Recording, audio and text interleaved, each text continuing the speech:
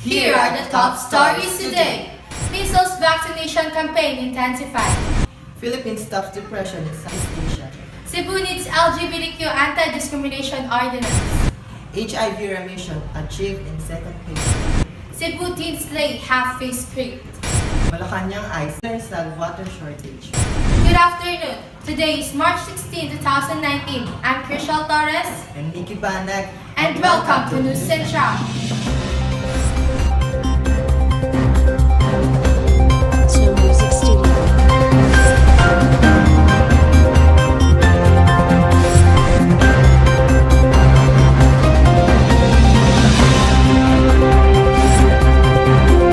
To Music Studio.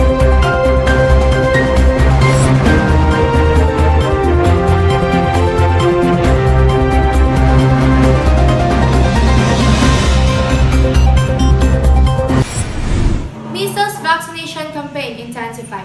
The Department of Health or DOH said last Thursday that it was escalating its measles vaccination campaign in the country, this time among school children from kindergarten to grade 6. According to Health Secretary Francisco Duque III, the school-based immunization will employ a selective method with children who had already received 2 doses of the measles-containing vaccine or MCV, no longer being vaccinated. According to the DOH, informal settlers are population that are considered mobile because they frequently transferred residences, were also included in the vaccination program. Philippines stops depression in Southeast Asia. Here's Patricia May for more details. Yes, Nikki.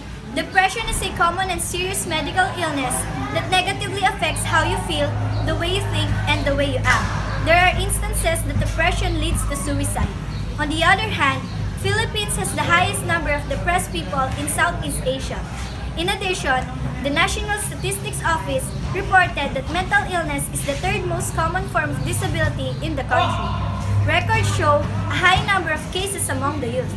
According to the study conducted by the Global Burden of Disease in 2015, reported that 3.3 million Filipinos suffer from depressive disorders with suicide rates in 2.5 males and 1.7 females per 100,000.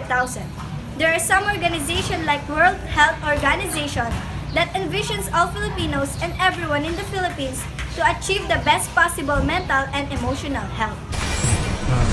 So Patricia, is the number of depressed Filipino increased or decreased for the past years? Yes, Crucial. The number of depressed Filipinos increased for the past years.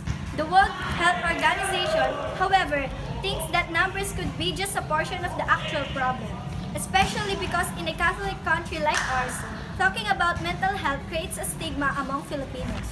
Thus, suicide incidents could be underreported. This is Patricia Mayanwada reporting for News Central. Cebu needs LGBTQ anti-discrimination ordinance. Here is Eliza for the details.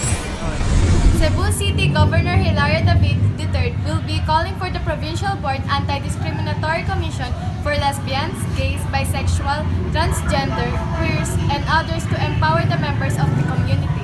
In his speech last March 9, Saturday afternoon, it was high time that Cebu Province would create measures to ensure the well-being of the LGBT community. Eliza May Velasco for News Central.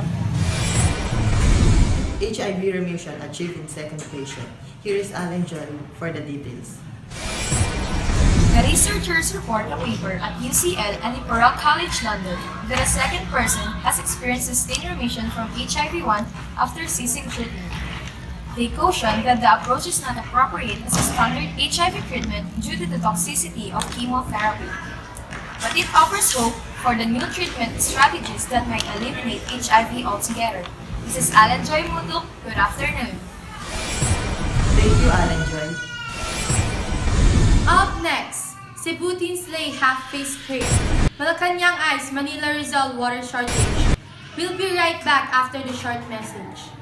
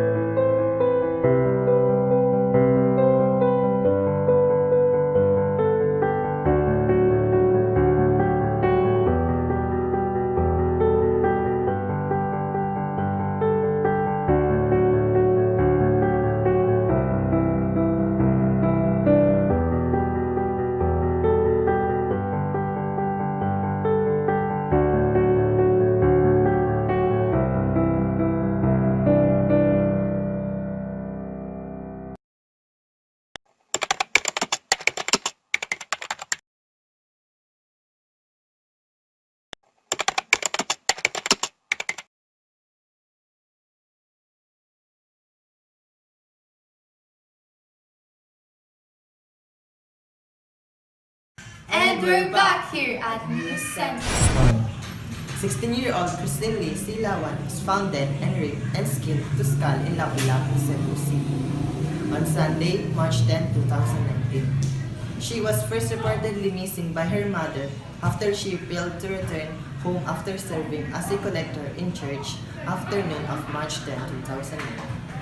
After 2 days, the case sparks a call for death penalty revival on social media.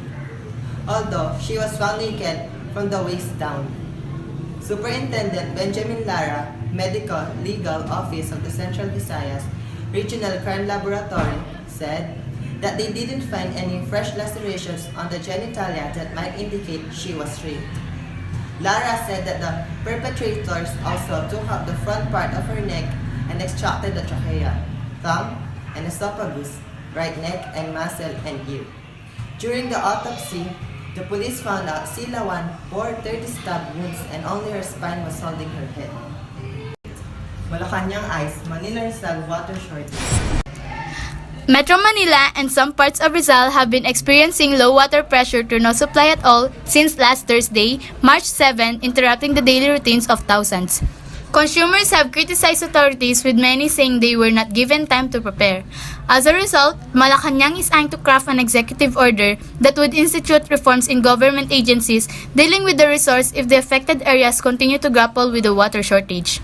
Under DEO, it will define the key agencies, determine accountability, and lay out outcomes expected for all involved. This said problem increases the demand for disposable products and packaging. Some restaurants have resorted to using plastic utensils, cups, and paper plates to reduce their water consumption. The government is currently pushing for the construction of the China-funded Kaliwa Dam as an additional water source. But local groups oppose the project due to the social and environmental impact it would have on the community. This is Trisha May Bautista, your News Central correspondent. You just heard the news with Karen for the past 5 minutes. I'm Nikki Ban. And Chriselle Torres reporting for News Central. Good afternoon.